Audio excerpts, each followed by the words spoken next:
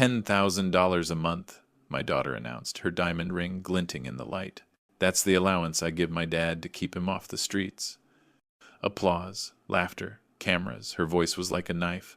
My knees almost buckled, but I knew that in a few days my daughter's career would not be the same again. Before we get into why it came to this, if you believe that karma always finds its way, subscribe and let us know where you're watching from. My name is George Miller. I am 64 years old, and my hands are covered with scars that no cream or ointment can erase. They are the kind of scars you earn after decades of welding steel in the shipyards. The smell of salt water and burning iron clings to me still, even though I no longer punch a clock. Retirement came with silence, and when my wife passed away 3 years ago, that silence turned into an emptiness that gnawed at me. I filled my days with small routines, fixing things around the house, making coffee just the way she used to, and walking the same route she loved. But no matter what I did, the evenings were hollow. The only thing that kept me standing, that gave me reason not to collapse under the loneliness, was my daughter, Rebecca. Rebecca was everything to me. From the day I first held her tiny hand, I knew I'd give my life away for her without hesitation. And in a way, I did. I gave up sleep, rocking her through long nights when she was sick. I gave up weekends, trading rest for double shifts so that she would never lack what other children had. I even gave up my own dream, the dream of opening a small auto garage of my own. I had the tools, the skills, and the drive. But I set it aside so Rebecca could go to college, so she could have choices I never did. Every cent I saved, every blister I bore, every bone-deep ache in my back, it was all poured into her future. People around us would smile and say, "That girl will go far one day." And I believed it with my whole heart. No, I knew it. I watched her walk across the stage at graduation, the gown swaying as she clutched her diploma. My tears blurred the view, but I didn't care. That moment was worth every sacrifice. It wasn't just her victory, it was mine too. Proof that the pain, the sweat, the sleepless nights had not been wasted. After my wife died, Rebecca became my anchor in a storm I couldn't escape. She was all I had left. When she called, my heart lifted. When she visited, the house felt alive again. I ignored the changes at first, the way she spoke differently, with a confidence that seemed to belong to another world. The way she wore clothes so expensive I was afraid to even touch them. The way she laughed with people who looked down on men like me. She had her world, and I had mine, but I believed we were still bound together by love, by blood, by every sacrifice I had made. I told myself she was still my little girl beneath it all, and I trusted her. I believed, with every piece of me, that she loved me the way I loved her. That belief, that trust I had carried through decades of sweat and grief, was about to be broken in the most public and humiliating way possible. And I never saw it coming. Rebecca grew up faster than I could keep up with. One moment she was the little girl with paint on her hands from school projects. The next she was walking confidently into a world of glass towers, expensive suits, and voices that carried authority. I stood behind her every step of the way. At her college orientation, I wore my best shirt, even though it was already a decade old, and tried to look like I belonged among the polished parents. At her graduation, I clapped so hard my hands turned red. That applause wasn't for her alone. It was for the long nights, the missed meals, the extra shifts that made that day possible. I remember her first job interview. She was nervous, pacing in her heels while I sat on the couch, pretending to read the newspaper. I wanted to tell her not to worry, that she had everything it took, but I stayed quiet because I didn't want to embarrass her with my old-fashioned ways. When she got the call that she'd been hired, she ran to me and hugged me so tight I thought she'd crack a rib. "Dad, we did it," she said. That word filled me with more pride than any paycheck I'd ever brought home. But as she climbed higher, I noticed the distance forming. She stopped calling as often. She started canceling our dinners, always with the same excuse. "I'm busy, Dad. Big things are happening." When she did visit, she came dressed in designer clothes that looked like they belonged to someone from another universe. I'd pour her coffee into the same chipped mug she grew up with, and she'd smile politely, but her eyes were elsewhere already on the next deal, the next party, the next spotlight. Still, I told myself it was just life moving fast. I convinced myself she still cared, that underneath the polished exterior, she was the same Rebecca who once cried on my shoulder when her first business pitch got rejected. I believed she hadn't forgotten the sacrifices I made. I believed she hadn't forgotten me. That belief kept me going. That belief made me blind. And it was that blindness that allowed me to walk willingly into the storm she was about to unleash. As Rebecca's world grew brighter, mine seemed to fade into the shadows. I still lived in the same modest house with creaky floors and peeling paint, while she moved through glittering hotels and rooftop restaurants. At family gatherings, she spoke in sharp tones, filled with business jargon I didn't understand. When I tried to join the conversation, she'd smile faintly and pat my arm, as if humoring a child. The first time it stung was when she introduced me to her friends as my sweet old dad, who doesn't really get this kind of stuff.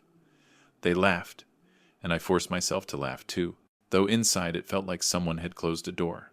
It wasn't the words alone, it was the way she looked at me while saying them, as if I were something to be excused, explained away, a relic that didn't fit the picture she was painting of herself. I told myself not to take it personally.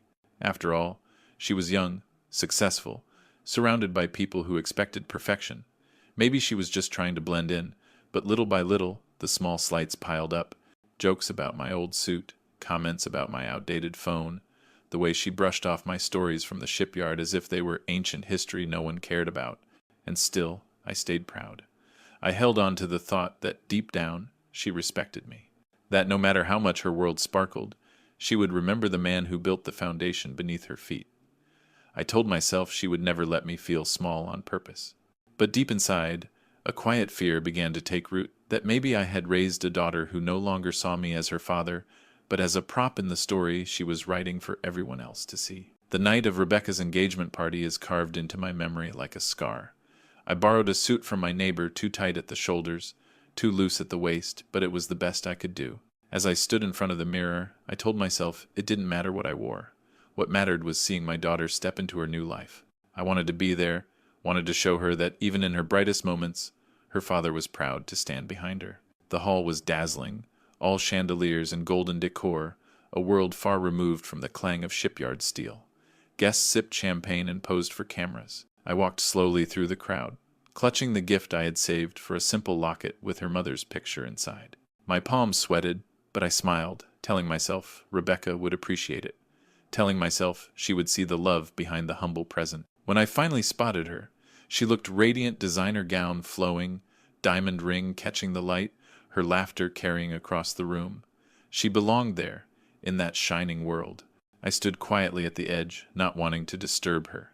Yet in my chest, my heart swelled with pride. This was my daughter, the little girl I once carried on my shoulders, now celebrated by the world.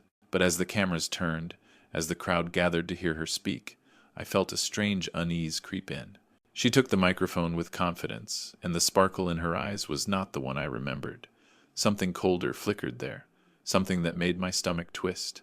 I didn't know it yet, but the moment she opened her mouth, the life I thought I knew would begin to unravel. The hall fell into silence as Rebecca lifted her glass, her diamond catching the light. Cameras turned, and every eye focused on her. She smiled, a polished, practiced smile that belonged to the world she now lived in, not the home she came from. I waited for her to say something about love, about family, maybe even about her late mother. Instead, her words hit me like a hammer. $10,000 a month, she said, her voice clear and sharp. That's the allowance I give my dad to keep him off the streets. The crowd erupted in laughter and applause. Phones shot up, recording every second, capturing the joke that painted me as her charity case. My knees nearly buckled. The locket in my pocket suddenly felt heavy, like a stone dragging me down. I forced a smile, but inside my chest, my heart cracked wide open. In that instant, all my sacrifices, every overtime shift, every dream I had buried, every meal I had skipped, were twisted into a lie for her amusement. Strangers looked at me with pity, as if I were nothing but a beggar saved by her generosity. I searched her face, hoping for a sign that she was joking, that it was a mistake. But she was basking in the applause, proud of the story she had spun. And no one defended me. Not a single voice rose to say the truth. I stood there alone, humiliated under the glow of chandeliers, while my daughter, the child I had built my life around, turned me into a spectacle. That was the night I realized love could be betrayed not with fists or knives, but with laughter. And the laughter that night was the sharpest blade of all. That night kept looping like a cruel reel, the laughter skipping back to the same bright frame where my daughter lifted her glass and turned me into a punchline. I lay awake until the walls went gray with mourning. When I finally blinked, I could still taste the copper of shame on my tongue. Every chuckle in that hall felt heavier than a rivet gun. But shame has a strange way of waking up old truths. The louder their laughter grew in my head, the clearer my memories became, and those memories did not laugh. I remembered clocking out when other men were clocking in, walking home across the pier with my shoulders on fire, salt wind stinging the burns on my wrists. I remembered winter mornings when the water froze on the catwalk and the steel sang like a bell, and I kept welding because a little girl needed new textbooks by Monday. I remembered mending my boots with glue and thread, telling Rebecca it was a style choice so she would keep the new shoes we could barely afford. I remembered counting crumpled bills at the kitchen table under a single buzzing bulb, sliding a few toward the light bill, a few toward the bursar, and the rest toward hope. I remembered the truck, my last piece of a dream I had carried since I was a boy. The garage with my name painted across a narrow door. I scrubbed that truck every Sunday until it shone like a coin. The day I sold it, I drove once around the block, windows down, the engine humming like an old friend who knew how to keep secrets. I handed the keys to a stranger and walked home with a folded envelope in two hands that would not stop trembling. That envelope opened Rebecca's first boutique. She cried into my shirt and said, "We did it, Dad. We did it." I remembered the way my wife used to touch my shoulder when worry crept in, her voice soft as steam, reminding me that dignity is a debt you owe yourself, and no one can pay it for you. After she was gone, I promised the quiet house I would keep that debt current. I promised the photographs I would never let the world turn me mean. I promised my daughter I would always protect her, even from the storms she made herself. And I remembered the little things that never made it onto any camera reel. The lunches I skipped so she could have a second helping, the birthday cake baked with borrowed sugar, the school trip paid for with loose coins gathered from coffee tins, the way my back seized the night I carried her sleeping from the car, and I kept quiet because fathers are supposed to be strong. The way the foreman looked at me when I asked for yet another double, and I took it anyway because love never once clocked out. So when they replayed that clip and called me a charity case, I let it run. I let it burn. Then I stacked my memories like steel plates until the mockery had nowhere left to land. I spoke to the empty room and to the woman I still missed. I remember. I remember what I paid. I remember the receipts the world never saw. I remember the house deeds sleeping in the drawer, and the paper trail that does not laugh. I remember who I am, and I am not a beggar. The sun finally reached the table where the bills used to sit. I set my hands down scar to scar and made a quiet promise I could keep. I would not raise my voice. I would not ask for pity. I would not trade my dignity for applause. I would simply gather what was already mine and let the truth do the talking. The memories wouldn't leave me. They followed me into the kitchen, into the mirror, into every corner of the quiet house. I could still feel the rough edge of Rebecca's words scraping against my chest. And with every sting, more memories rose, sharp and clear, as if my mind refused to let me forget the cost of her success. I remembered the day I sold my old truck, the last piece of my abandoned dream. That truck was supposed to be the start of my garage, my own name painted above the door, a place where I could finally work for myself. I had scrubbed its hood every Sunday until it shone like silver, but the day tuition came due and the envelope on the table was still thin. I drove it one last time around the block. The engine hummed like it knew goodbye was coming. I handed the keys to a stranger, walked home with trembling hands, and pressed the envelope of cash against my chest. That money went straight into Rebecca's first semester. When she hugged me after her acceptance letter came, crying into my shirt, I told myself it was worth it. I remembered the double shifts stacked on top of each other, my body begging me to stop. I would return home long after midnight, my boots heavy with steel dust. Sometimes I sat on the porch steps, staring into the dark, wondering how much longer I could keep going. But then I'd think of her asleep in her bed, and I'd push myself up again. Fathers don't quit, not when their daughters are counting on them. I remembered the birthdays I patched together from scraps borrowed sugar, day-old bread turned into a cake, and candles bent from use. Rebecca's laughter then was pure, innocent. She didn't know how close we came to having nothing, and I wanted it that way.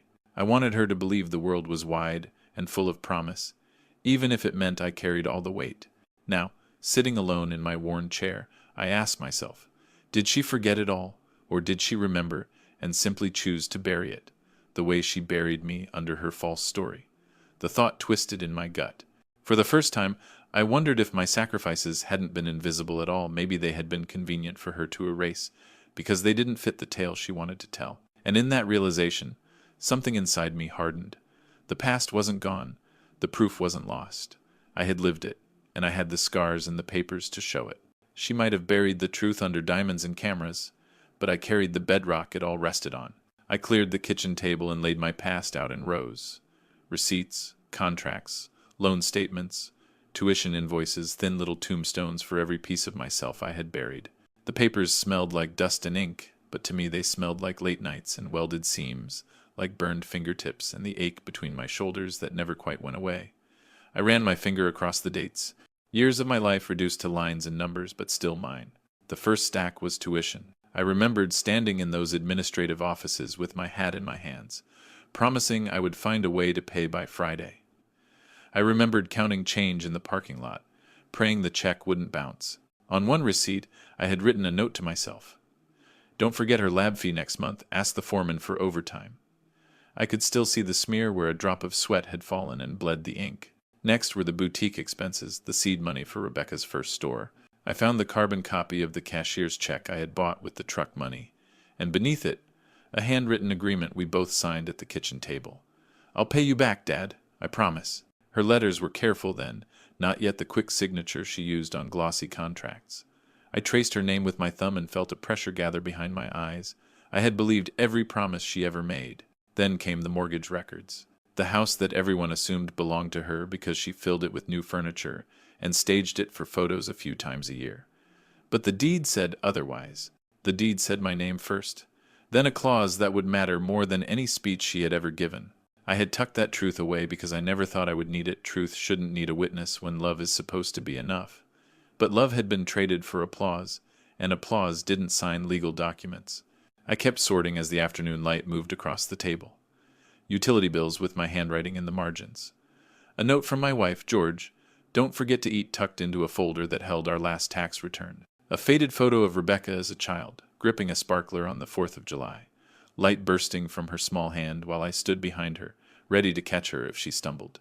I realized I had been living my whole life like that, standing behind her, arms out, ready to catch. But who had been ready to catch me when she turned the world against me with a single sentence? My phone buzzed and lit the room with a harsh glow. Another clip from the party had been posted. A stranger's caption read, "Imagine being this useless and still taking your daughter's money." I stared at the screen until the words blurred. Then I set the phone face down and breathed, slow and deep, the way I had learned to do when welding in tight corners where panic could kill you faster than heat ever would. I told myself a simple truth. I had not failed. I had provided. I had kept my promise to my wife. I had earned everything on this table, and if the world was going to call me a beggar, then I would answer with the only language that mattered: paper and ink, dates and signatures, the quiet certainty of a name written where it could not be erased. I made 3 piles: proof of payments, proof of ownership, and proof of promises. I put the deed on top like a keystone, then slid everything into a thick envelope. The weight felt honest in my hand, heavy but not cruel. I wasn't preparing a weapon. I was preparing a mirror.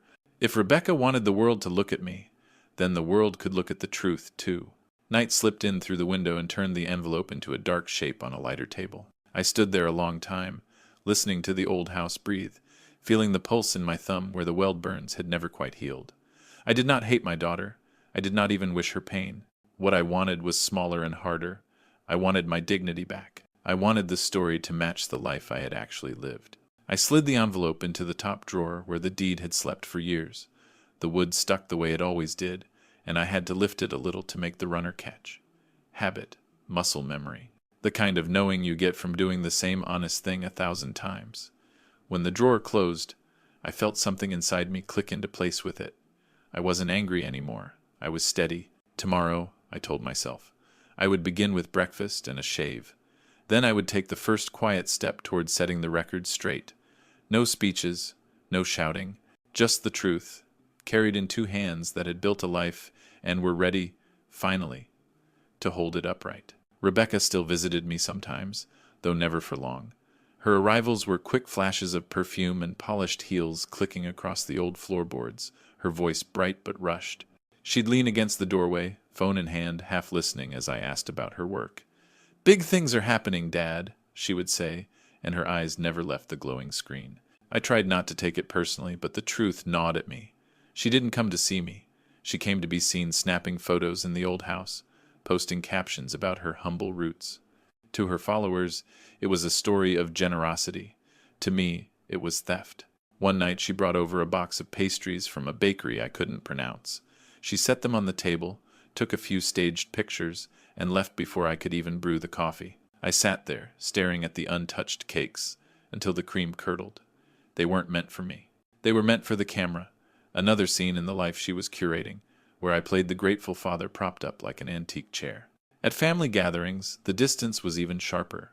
Her laughter was too loud, her stories rehearsed. She always managed to slip in a line about helping Dad, and people would nod with admiration, glancing at me with pity. I wanted to tell them the truth, that I had worked 3 jobs at once, that I had bled for her future, that I had sold my dream piece by piece to pave her road. But I stayed quiet. I swallowed the words because a father isn't supposed to compete with his child. A father is supposed to be proud. Still, the cracks deepened. When I spoke about the shipyard, she waved me off. "Dad, nobody cares about that old stuff." When I tried to tell her about her mother's favorite garden, she said, "I don't have time for peasant things." Peasant. That word lodged in my chest like a nail. I smiled through it, but inside, something shifted. Respect had been buried under her ambition, and all I could do was watch as she shoveled the dirt herself. That night, after she left, I sat in the empty kitchen, staring at the locket meant for her engagement. My reflection in its glass was faint, blurred, as though I had already disappeared from her life. And yet, in that faint image, I began to see the truth. I was no longer her father in her eyes. I was a character, a backdrop, a tool, and tools, no matter how useful, are eventually discarded. It happened on a Tuesday evening, the kind of night that settles heavy on the roof and makes the old house breathe louder. Rebecca stopped by unannounced, face lit by her phone, heels ticking the hallway like a metronome for a life I did not live. She hugged me quickly, perfume, hair, distance, and said she had a call to take. I nodded and stepped into the kitchen to give her privacy. But the walls here are thin, and the past has very good ears. "Relax," she laughed into the phone. "It plays great for the brand. He's my charity project, makes the followers feel like I'm grounded. I give him a little allowance, keep him, comfortable. People love that story." I gripped the edge of the counter, the wood bit into my palm.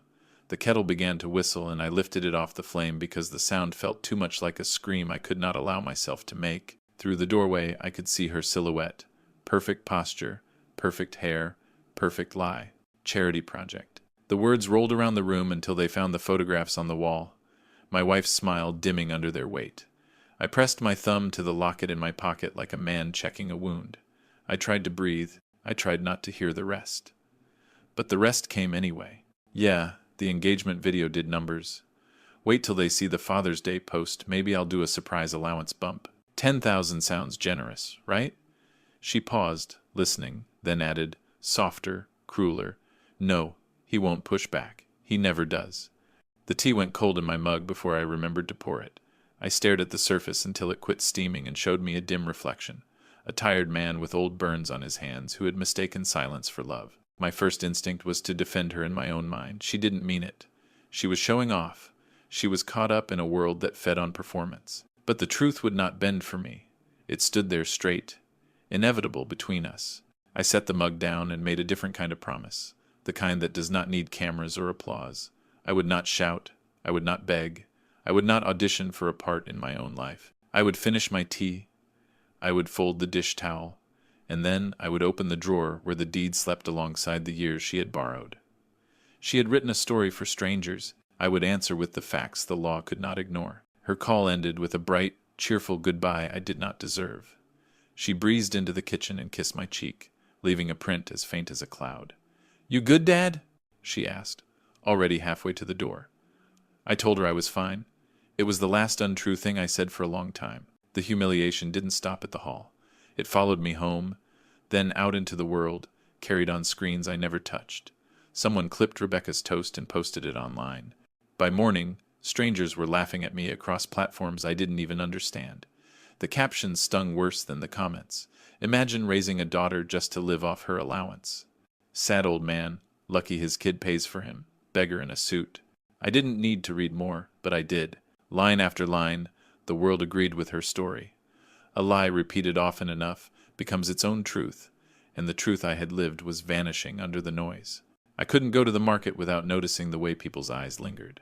The clerk who once called me "sir" now gave me change like I was fragile, broken. The neighbor across the street waved too kindly, the pity in her smile sharper than cruelty. I stopped walking in the evenings, stopped sitting on the porch.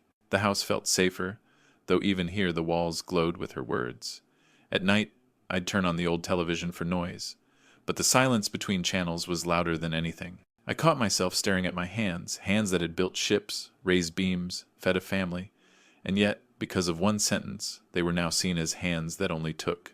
But I didn't waste all my nights in despair. I began sorting again papers, deeds, notes, every scrap of proof I had kept without realizing I'd need it.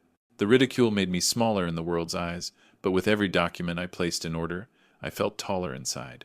Her words traveled fast, but ink lasts longer than noise, and I had ink on my side. Nights stretched long after that, each one a slow echo of the last. I stopped checking the posts. Let them laugh, I told the empty rooms. They don't know what paid for the roof over their heads tonight. I brewed coffee at midnight just to have something warm to hold. The steam lifted like a prayer and disappeared, and I spoke softly to the photograph of my wife the way I always did when the world turned mean. I kept my promise, I told her frame. I took care of her. I paid what needed paying. I gave what needed giving. The words steadied me. Outside, a car passed, throwing headlights across the wall, where the deeds and receipts lay in neat stacks. They looked like bricks, in a foundation plain, unglamorous, unbreakable. I opened the drawer and brought out the house deed, the clause others ignored because love once made such things unnecessary. Primary control in my name, contingencies written in a language that does not cry, does not plead, does not perform. I pressed my thumb where my signature curved, felt the ridge of the paper bite back. The law had no favorite child. It only had the words we had signed. I slid the deed into an envelope with the rest, proof of payments, proof of ownership, proof of promises. I wrote a single line on the flap, for when the noise is loud. Then I tucked the envelope into my coat pocket and hung the coat on the back of the chair where I could see it from the bed. I didn't need courage. I needed order, and order was finally here. Before I turned out the light, I made one last promise, not to Rebecca, not even to my wife, but to the quiet house that had held me through storms. I promised I would not shout, not curse, not beg forgiveness that was never asked for. I would walk steady. I would show the papers. I would speak once, and when I was done, I would leave. Morning always comes for men who keep their promises. I lay down and closed my eyes, not as a beggar, not as a burden, but as a builder preparing to take back what he had already paid for. Sleep took me, and for the first time in a long time, I did not dream of the laughter. Morning light spilled across the table, catching on the corner of the envelope where the deed rested. I sat with my coffee, staring at it as though it were a sleeping animal I had finally decided to wake. All these years, I had let it lie undisturbed. I thought love made papers unnecessary, thought trust was stronger than ink. But ink had outlived love, and now it waited, sharp and patient, for me to read it again. I unfolded the pages slowly. There it was my name first, not hers. The clause everyone had ignored. Primary control vested in me.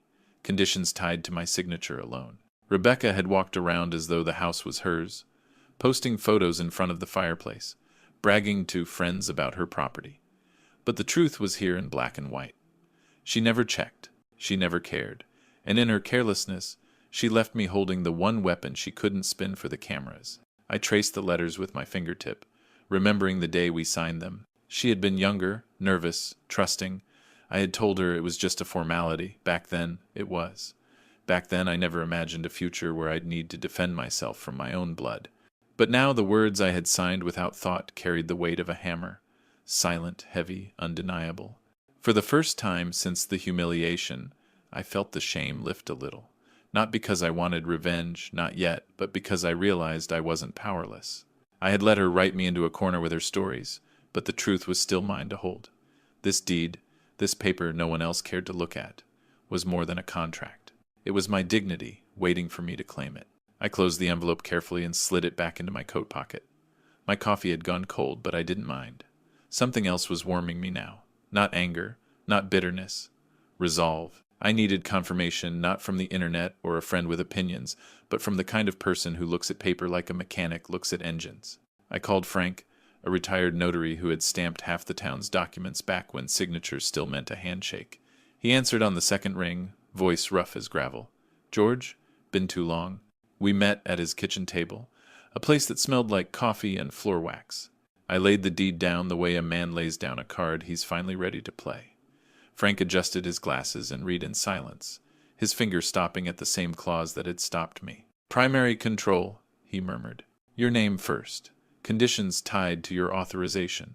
She can't transfer, pledge, or alter without you. If she's been acting like sole owner, it's smoke, not fire." He looked up at me. "You're covered, old friend." I exhaled for what felt like the first time in weeks. Frank flipped through my stacks, tuition payments, cashier's checks, startup expenses, each one getting a small nod. "You kept everything," he said. "Good. Paper outlives noise." "What would you do?" I asked. "I'd do nothing loud," he said. "Quiet letters, proper filings, put the banks and agencies on notice. Let the system do the shouting for you. And if she's representing you as dependent, well, that's a story that ends quick once the dates line up. Think, jet of this cream the more love, mister." He poured more coffee, and the steam rose like a curtain lifting. "You don't need a fight, George. You need procedure." Procedure. The word fit my hands. I thanked him, gathered the documents, and felt the shape of a plan settle into place. I didn't want to hurt Rebecca. I wanted the truth to stand on its own legs. Frank clapped my shoulder at the door. "Take your time," he said. "Hammers swing once, but paperwork holds forever. Thanks for watching as note of friends, chiding to the Didna." On the walk home, the town looked different, not kinder, but less important. The faces that had pitied me were just faces. The comments were just wind. I had rules on my side. And rules, once set in motion, don't care who clapped at a party.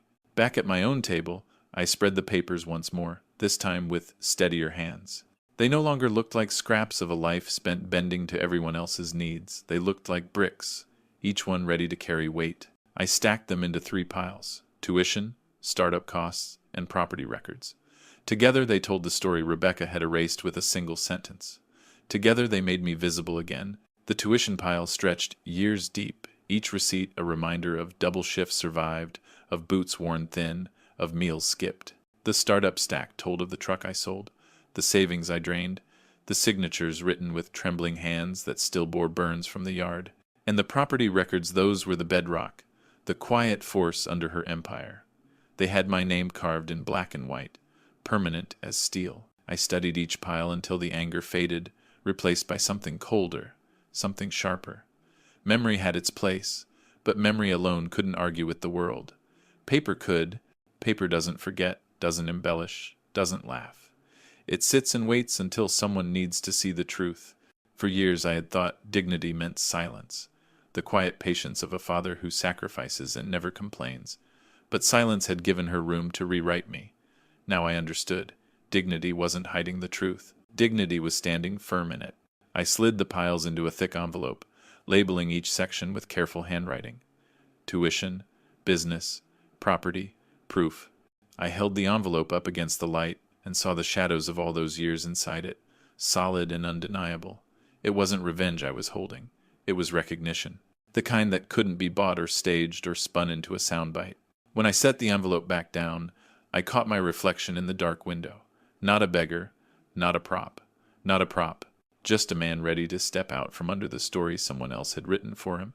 And for the first time since that cursed party, I felt steady on my feet. I wanted to believe there was still softness left in her, so I tested it, almost without knowing. One Sunday, I called Rebecca and asked if she might spare a few hours to help me tidy the family grave, her mother's grave. The silence on the line stretched so long I thought she had hung up. Then her voice came back, sharp, impatient. "Dad, I don't have time for peasant stuff." Peasant. That word fell heavy, heavier than all the laughter at the party. It didn't matter that she said it quick, like swatting away a fly. It mattered that she meant it, that in her eyes the woman who had given her life and the man who had raised her were nothing but chores beneath her shine. My jaw tightened. I forced a laugh, pretended I hadn't heard it the way it landed. But inside, something clicked shut. I sat by the window long after the call ended, the locket in my hand, thumb brushing the worn clasp. I thought of my wife's voice the night before she died. Never let them take your dignity. I realized then that Rebecca already had, not because she could, but because I had let her. I had stood silent, proud, believing love was enough to shield me. Silence had been my mistake. The papers in the drawer were no longer just documents. They were the language of respect, the weight of truth.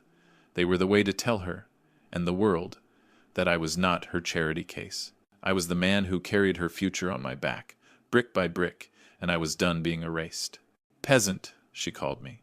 Very well, I would show her what a peasant's hands could hold, and how steady they could be when the moment came. Rumors have their own weather. They don't blow in from one direction. They swirl. After the party, I began to hear little things from neighbors who still risked small talk. Her fiancé's mother asking quiet questions about family finances. A friend of a friend wondering aloud how Rebecca funded her expansion so fast. I said nothing. You learn in the yard that a man who keeps his mouth shut never has to take his words back. At the grocery store, a clerk mentioned she'd seen Rebecca on a live stream, insisting she was self-made from grit. The clerk flushed and apologized as if she'd insulted me.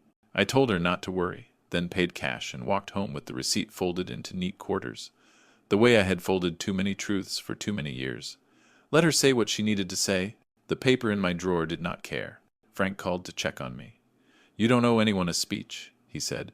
File your notices. Let the institutions do the talking. I promised him I would. I could feel the plan inside me now, like the rhythm of a ship's engine, steady, inevitable, uninterested in applause. I took another look at the envelope that held the deed and the records. I added a simple cover letter draft, dates, account numbers, clauses cited in plain language, the kind an overworked clerk could verify in minutes. No emotion, no commentary, just structure. I imagined how it would move through the system, first a frown, then a phone call, then a pause deep inside whatever machine kept her life spinning. Not a crash, a slowdown, a reminder. That night, I stepped outside and stood on the porch. The street was quiet, the kind of quiet that carries far. Somewhere, a dog barked twice and stopped. I could almost hear the rumors turning, searching for purchase. I let them pass. My silence wasn't surrender anymore. It was strategy. By the end of that week, everything I needed sat inside one thick envelope, heavy as a brick in my hands. Tuition receipts, cashier's checks, mortgage records, guarantor clauses. The deed each page a piece of the truth. I sealed it with tape and pressed the flap flat until it held like welded steel. On the front, I wrote only one word, proof. I placed it in the center of the table where the evening sun caught it. The light turned the paper gold, as if it wanted me to believe dignity could still shine after being buried so long. I didn't touch it again right away. I let it sit there for hours, reminding me of what I still carried, of who I still was. Every so often I'd glance at the drawer where the locket waited, my wife's face smiling faintly through the scratched glass. It's ready, I told her photo. Not a weapon, not revenge, just truth. He's time. When the house finally went dark, I slid the envelope into my coat pocket. Its weight pulled at the fabric, grounding me. I didn't feel lighter, not yet, but I felt steady, the way you feel before lifting something you know will strain every muscle you have. Tomorrow, or the day after, I would decide where to place it, who to hand it to, how to let it speak. The timing had to be precise. Cameras would come again, and this time I would not stand silent. I turned off the lamp, leaving the table bare. The house creaked like it understood, and for the first time since the laughter in that hall, I didn't feel erased. I felt like a man carrying a story too heavy to ignore any longer, and ready, at last, to set it down where the whole world could see it. I started with the house, not the walls or the roof, but the locks no one sees. At the county office, I filed a simple notice affirming primary control as stated in the deed. The clerk stamped it without ceremony, the sound neat and final, like a bolt sliding home. Next, I sent letters to the bank and the credit line administrator, citing clauses and account numbers in careful handwriting. No threats, no color, just the facts. Procedure doing what anger never could. By afternoon, an auto-reply confirmed the property profile had been updated. The follow-ups would take a few business days, they said. Fine. Time was my ally now. I walked home slow, hands in my coat pockets, the envelope steady against my ribs. Every step felt like setting a beam into place. Quiet work, lasting work, That evening, I stood in the living room. Rebecca likes to claim online. I looked at the fireplace where she poses, the couch she calls hers, the window she uses for soft light. I touched the mantel with a welder's care and thought, names are easy to say out loud, harder to put on paper, harder still to keep when the paper says otherwise. I brewed coffee and read through my sent letters once more. They were plain as a blueprint, dates, signatures, certified mail slips clipped in the corner. I wasn't blocking her out of spite. I was securing what I had already built. If she wanted access, she could ask. If she wanted to talk, she could come without a camera. Before bed, I laid the locket on the table and whispered to my wife. First turn of the key. Outside, the street was quiet. Inside, the house felt different, less like a stage, more like a home returning to itself. Locks turning, bolts sliding, foundations settling, the kind of sounds a welder trusts. It wasn't me who carried the envelope to her fiancé's family dinner. It was the truth. I hired a courier, a simple man in a blue jacket who didn't ask questions. He delivered it right to the table where the champagne glasses shone and Rebecca's laughter floated like music. They expected gifts wrapped in silver paper, but what they opened instead was paper without ribbons, receipts, deeds, contracts, proof. Later I heard how it went. The room quieted, forks stilled. Her fiancé's father, a man who had built his own fortune on clean ledgers, read line after line, his brow tightening. Startup costs signed in my hand. Tuition invoices stamped and cleared. Mortgage clauses binding the house to me. The locket was not there, only the facts plain, undeniable. Rebecca's story shrank with every page he turned. I imagine her sitting there, smile frozen, searching for words that would not come. The guests shifting in their seats, realizing the charity case had been the cornerstone all along. The courier told me no one finished their meal. Some left without goodbyes. Cameras were tucked away. No one wanted their face caught beside a collapsing tail. At home, I made soup and ate slowly, alone at the kitchen table. No applause, no audience, just the steady scrape of spoon on bowl. Outside, the night was still. Inside, I felt a different kind of quiet settling, a quiet built not on humiliation, but on the weight of truth finally landing where it belonged. The first calls did not come to me. They went to her. Sponsors asking for clarification, a landlord inquiring about guarantor status, a bank requesting updated authorizations with my signature. The machine that once ran on applause had discovered it needed paperwork, and paperwork had discovered me. I learned pieces from the edges, neighbors murmuring that a launch party had been postponed, a friend of Rebecca's posting and then deleting a photo with a careful caption about restructuring. Her publicist tried to plug the holes with polished phrases. Narrative, reframe, moving forward. But polished words skid off stamped documents. The more they spun, the more their hands slipped. A boutique partner called my house by mistake, hunting for a number that wasn't mine anymore. I could hear the strain in her voice. We were told he was dependent, she said to someone in the room with her, unaware I was listening on the old landline. Dependent. I set the receiver down gently, let them talk to the dial tone, and stared at my hands until the heat in my chest cooled. By the weekend, the smiles in her photos grew tighter, poses at slightly different angles, captions turned inward, gratitude, growth, lessons. I recognized the smell of smoke, even through a screen. Allies don't announce their exits. They just stop liking the posts.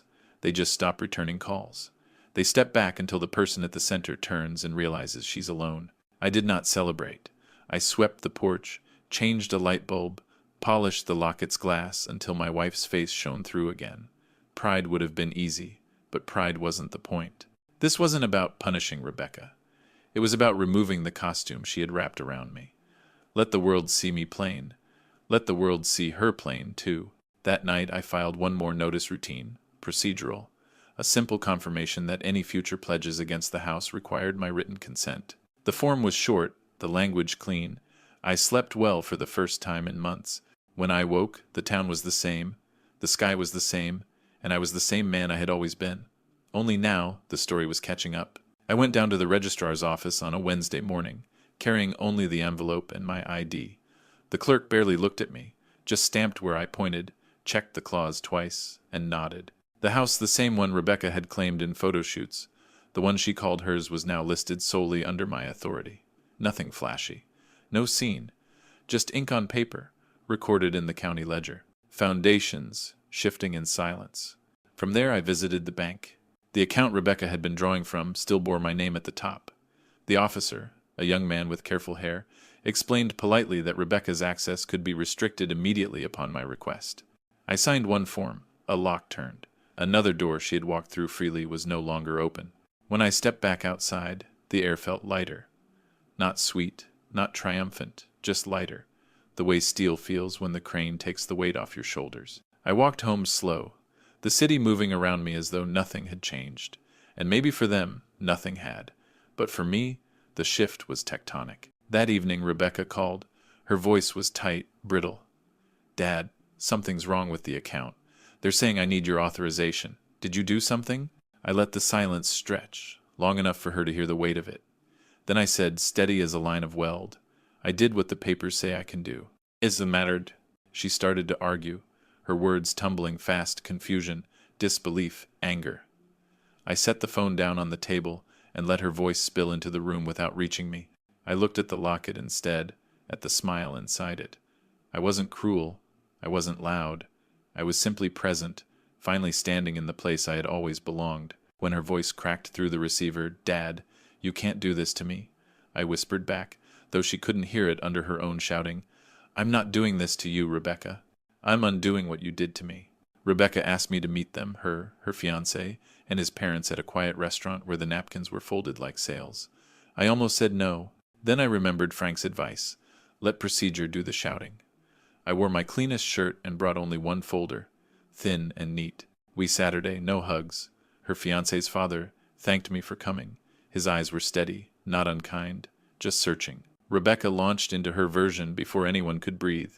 Confusion about accounts, clerical errors, a misunderstanding that would be resolved once I unfroze things. I listened the way a man listens to rain on a metal roof, patient, unmoved. When she finished, I opened the folder and slid out copies. The deed clause, the guarantor note, the cashier's check carbon tied to her first store. A brief timeline with dates. "These are not punishments," I said. "They're corrections. Can I be helpin'?" Her fiancé read. His mother read. Her father read last, then laid the papers down as if returning tools to a bench. "Miss Miller," he said to Rebecca. Careful with the name. How did we not know this? Rebecca's mouth opened and closed. Anger began to gather behind her eyes, the kind that looks for a camera to perform to. There wasn't one. Only 4 people at a table, and the sound of a kitchen door swinging on its hinge. "You told them I was dependent," I said quietly. "And you told the world you paid for me. I am not dependent, and I paid for you." I didn't raise my voice. I didn't need to. The dates did the talking. Her fiancé's mother folded her hands. "Thank you for coming, Mr. Miller. It was the first time anyone at that table had called me by my name." Rebecca reached for my arm. "Dad, please." I moved my hand away, not roughly, just enough that she understood the space between us now had weight. "If you want to talk," I said, "come to the house without a camera. We'll use plain words." I stood, left the copies on the table, and walked out into the bright afternoon. The sunlight caught on the glass door, and for a second I saw my reflection, older, scarred, upright. Not a prop, not a project. A father who had finally set his side of the ledger straight. The news traveled faster than I expected. Not headlines, not yet, but whispers that leaked into the very circles Rebecca had fought to climb. A boutique sponsor delayed their campaign, citing internal reviews. An investor pulled back, suddenly restructuring priorities. Even her carefully staged photos started to look different, comments filling with doubt instead of envy. I watched from a distance, not gloating, just observing. It was like watching a ship take on water, slow at first, then inevitable once the weight shifted. Her friends who once tagged her daily began to post without her. Invitations stopped appearing on her calendar. One by one, the lights that had propped up her stage went dark. I didn't feed the fire. I didn't need to. Truth has its own momentum. The documents I had filed, the letters I had sent, the corrections I had made, these things were gears, turning quietly inside institutions that did not bend for charm or excuses. And those gears kept grinding whether or not anyone was looking. One night, I turned on the television and saw a segment about influencers exaggerating their backstories. They didn't name her, not directly, but I saw her photo flash on the screen for half a second before it cut to stock footage. I muted the sound and stared at the image, her smile tight, her eyes wide. the face of someone who had built a tower on borrowed beams and was beginning to hear the cracks.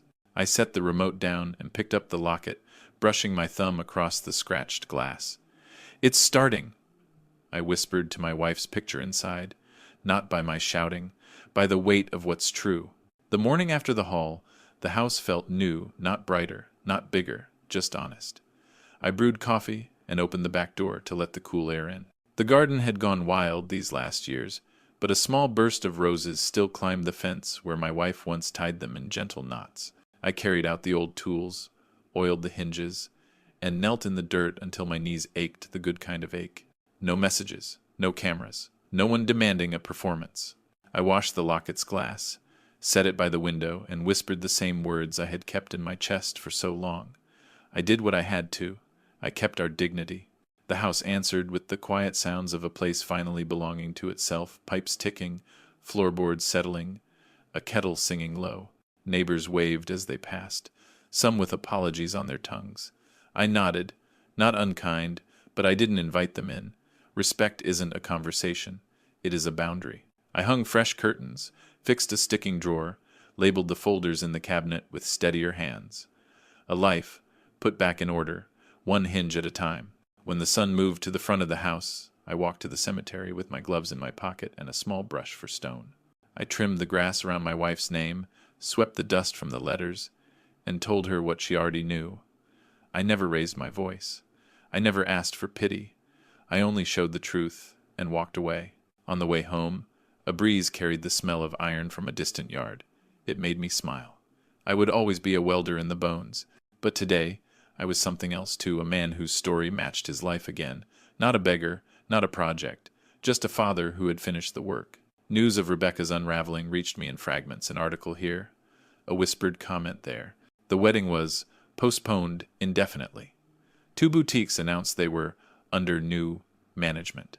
Her social media feed slowed, each post strained, captions filled with forced optimism that couldn't hide the cracks. I didn't seek it out, but the world has a way of carrying rumors to your doorstep, whether you open the door or not. Neighbors speculated in hushed tones, voices dropping when I walked by. Some tried to draw me in with pity or gossip, but I offered nothing. Silence was my answer, and silence carried more weight than shouting ever could. I tended the garden, repaired the porch rail, oiled the hinges on the front gate. Work that asked nothing of me but steady hands. One evening, I passed the cafe window where Rebecca once sat with her friends, laughing loud enough for the whole block to hear. The chair was empty now. The reflection in the glass showed only me, older, upright, walking past without slowing down. She had built a world that could vanish overnight. I had built a life that could stand in storms. I didn't hate her. Hate would have meant she still held power over me. No, what I felt was smaller, colder, the certainty that I owed her nothing more. I had paid in full, and the balance was clear. She could rebuild if she wished, or she could crumble. Either way, the weight was no longer mine to carry. That night, I sat at the kitchen table with the locket in my hand, whispering to my wife's picture inside. She's learning now, not from me, not by my hand. From the truth itself, the house answered with its old quiet, a quiet that finally felt like peace. A curious thing happened once the shouting died down. The town remembered how to look me in the eye. The butcher who used to call me Sir and then stopped, called me Mr. Miller again. The clerk at the hardware store asked about the porch rail and meant it. A neighbor left a pie on my steps with a note that said, "We were wrong." I read it once, folded it carefully, and tucked it in the drawer where I keep spare screws. Apologies are like washers, useful, but you don't rebuild a bridge with them. A small paper reached out for an interview. They wanted a quote, a headline, a lesson. I thanked the reporter and declined. Dignity isn't a story, it's a practice. I fixed a loose hinge on the back door and thought about how much of my life had been spent this way, quiet, repetitive, necessary work that keeps the structure true.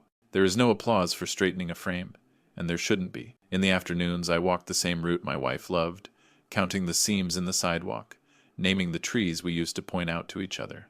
A kid on a bicycle slowed beside me one day and said, "My grandpa says you built ships." I nodded. I helped. I told him. He grinned like I had handed him a secret and pedaled off. The truth has a way of finding the young. I kept the envelope in the cabinet. Not as a threat, not as a trophy, but as a ledger balanced. Sometimes I would take it down, run my hand across the flap, and put it back. Proof doesn't need an audience. It only needs to exist. That was enough for me. On Sunday I polished the locket again and set it in a square of sun on the table. No more cameras, I told the face behind the glass. No more speeches, just a house that holds. The kettle clicked off. The roses brushed the fence. Somewhere, a train hummed past the edge of town.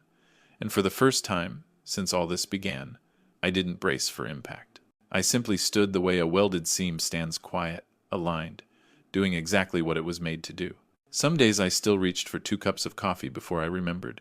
Old habits don't break, they just quiet down.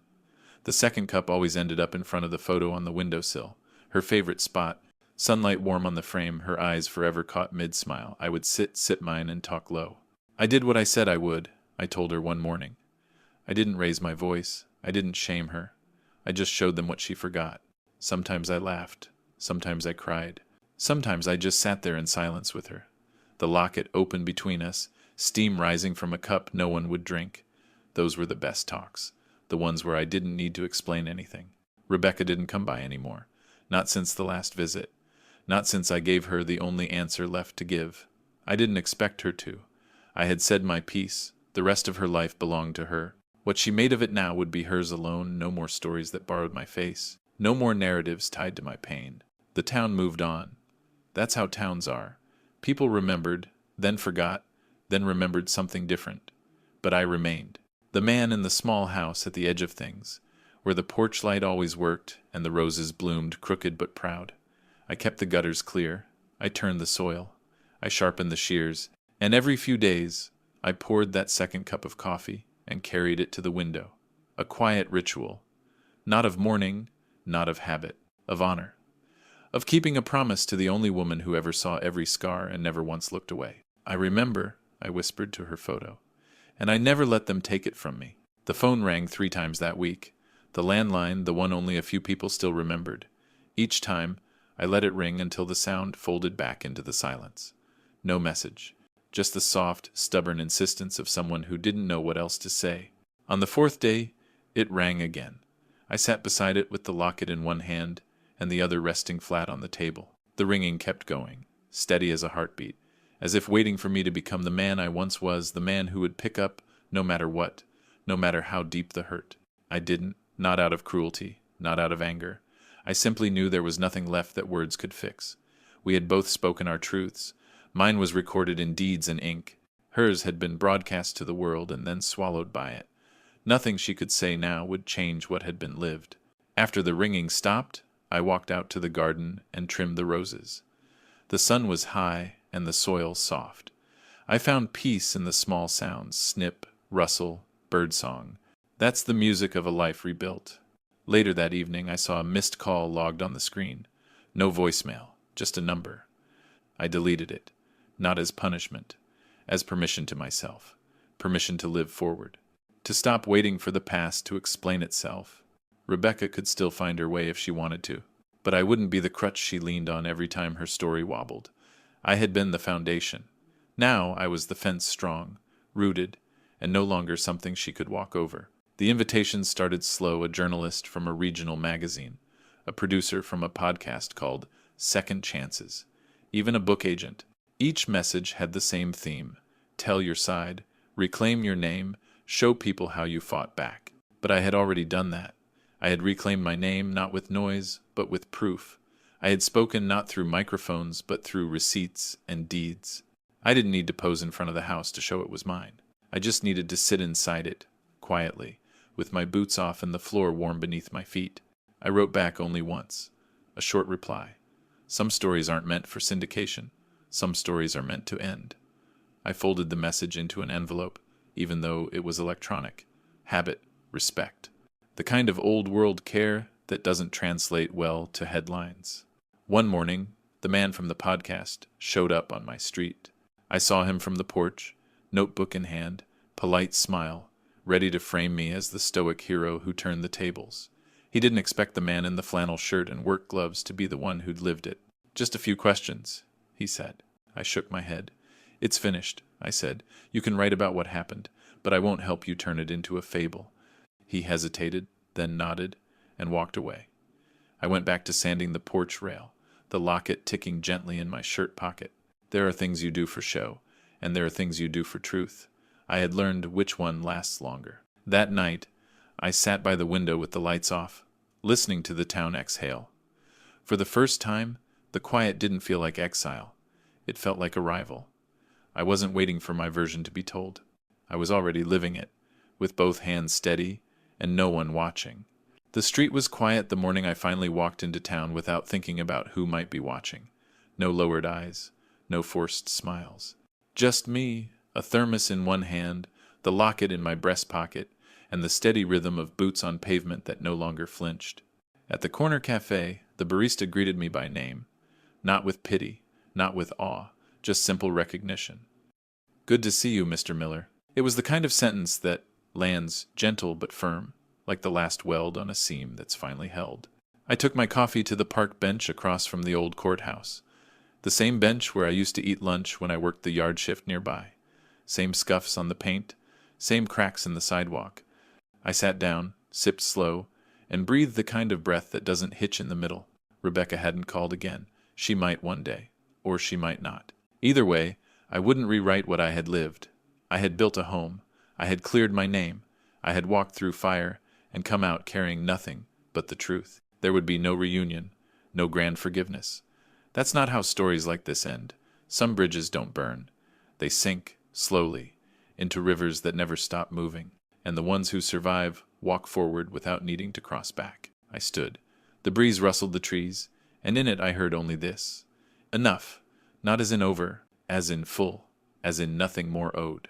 I walked home my home with no camera following, no shadow clinging, just a man with scarred hands, steady steps, and a story finally told the right way.